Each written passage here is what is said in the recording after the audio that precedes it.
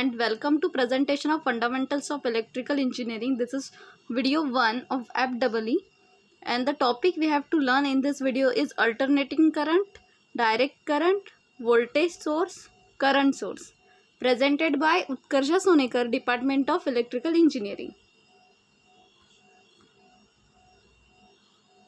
Now the learning outcomes of this PPT. After watching this video, student will be able to learn alternating current, direct current, what is alternating current, what is direct current, voltage source and current source. And the course outcome of this topic is determine various parameters used in electric circuit. Now current. Now we know about the definition of current.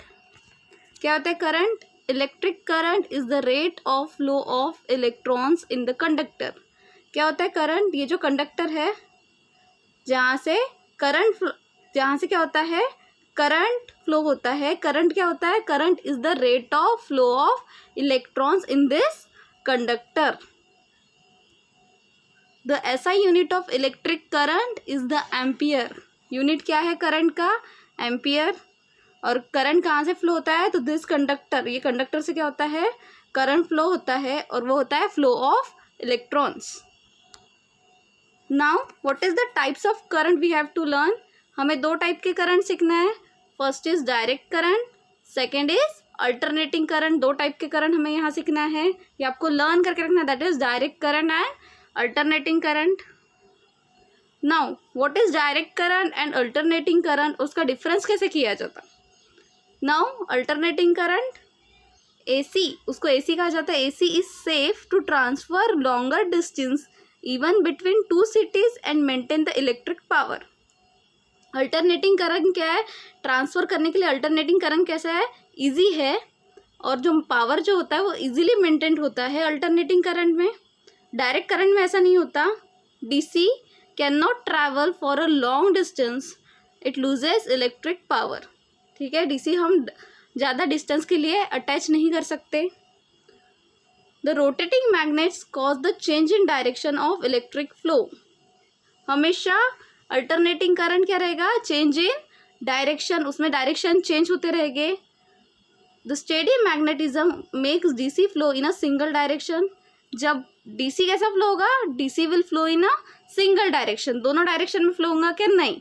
Alternating change होगा direction wise. Direct current क्या रहेगा? Constant, no change in direction, single direction में रहेगा. The frequency of AC is depend upon the country, but generally the frequency is 50 hertz और 60 hertz. Frequency पता है अपने को. AC में क्या होती है? 50 हर्ट्ज, 60 हर्ट्ज AC में फ्रीक्वेंसी होती है. जबकि DC हैज़ नो फ्रीक्वेंसी और ऑफ ज़ीरो फ्रीक्वेंसी. DC में फ्रीक्वेंसी कितना होता है? 0. In AC, the flow of current changes its direction backwards periodically. क्या होता है? backwards forwards flow होता है AC, जबकि डायरेक्ट करंट सिंगल डायरेक्शन में होता है. Electrons in AC keep changing its direction backward and forward. जो इलेक्ट्रॉन्स होते हैं AC में वो क्या होगा? बैकवर्ड भी जाएगा और फॉरवर्ड भी जाएगा. बल्कि जो electrons only move in one direction, that is forward. Direct current में क्या रहेगा? एक ही डायरेक्शन में फ्लो होगा, दैट इज फॉरवर्ड. उसके बाद है ideal current end voltage source.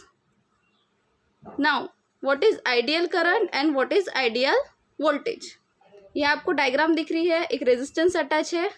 ठीक है, अब यहाँ देखो, an ideal voltage source has zero internal resistance so that changes in load resistance will not change the voltage supply. क्या होगा? रेजिस्टेंस क्या करता है? What is the definition of resistance?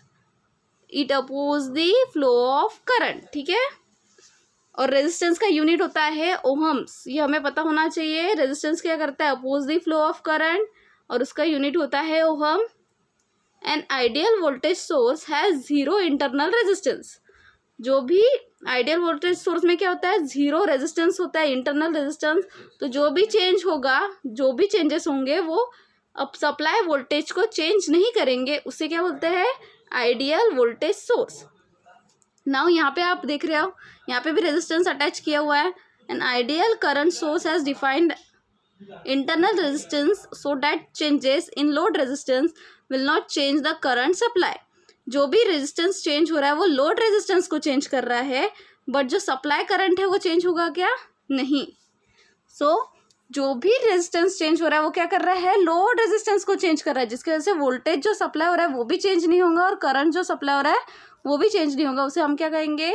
Ideal current end voltage source. A source may be represented either as a current source or voltage source. Next, the definition of ideal current source. An ideal current source is a current source that supplies constant current to a current dissipate at any conditions present in the circuit.